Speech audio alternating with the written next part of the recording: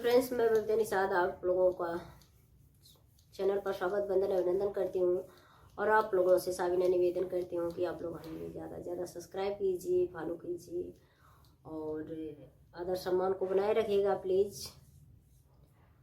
और आप लोगों के बीच एक शिव विवाह गीत लेकर आई हूँ और आप लोग सुनिएगा, पूरा बताइएगा कैसी रही गीत।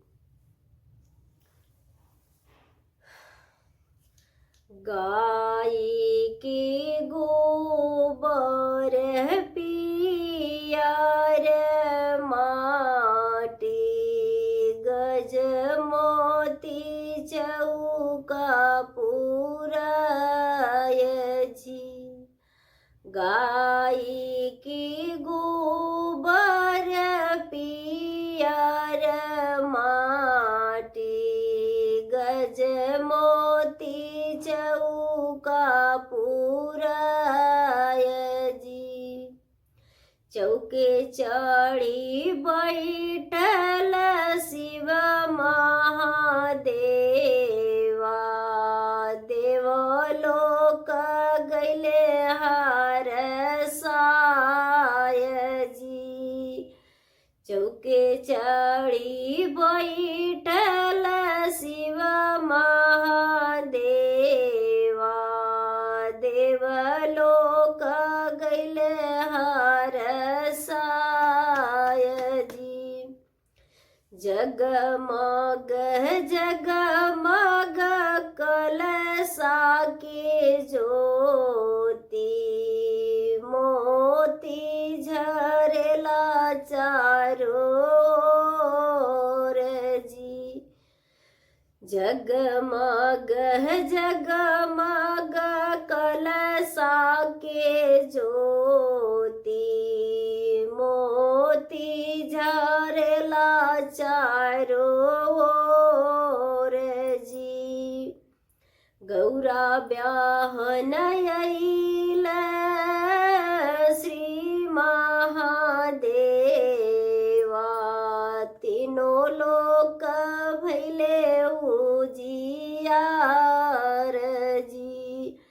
गौरा ब्याहन अइले शिव महादेवा, चारों लोक भैल उजियार जी।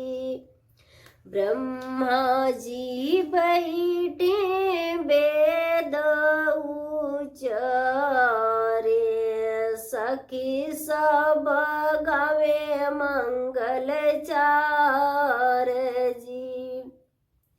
ब्रह्मा जी बैठे वेद उचारे, सखी सब गावे मंगल चार जी। देव मुनि राज बाजा बजावे, भूत प्रेत धूम मचाई जी।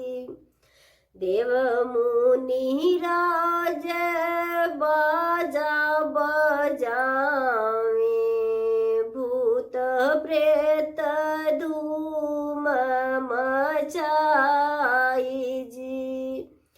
चौका चढ़ी बैठे श्री महादेवा, धीरे धीरे गैल आला साय जी। चौके चढ़ी बैठ श्री महादेवा, धीरे धीरे गैल आला साय जी। धीरे धीरे बहिया लगई गौरा रानी, शिव जी के देली जगाय जी। धीरे धीरे बहिया लगाई गौरा रानी, शिव जी के देली जगाय जी। गाय के गोबर पियर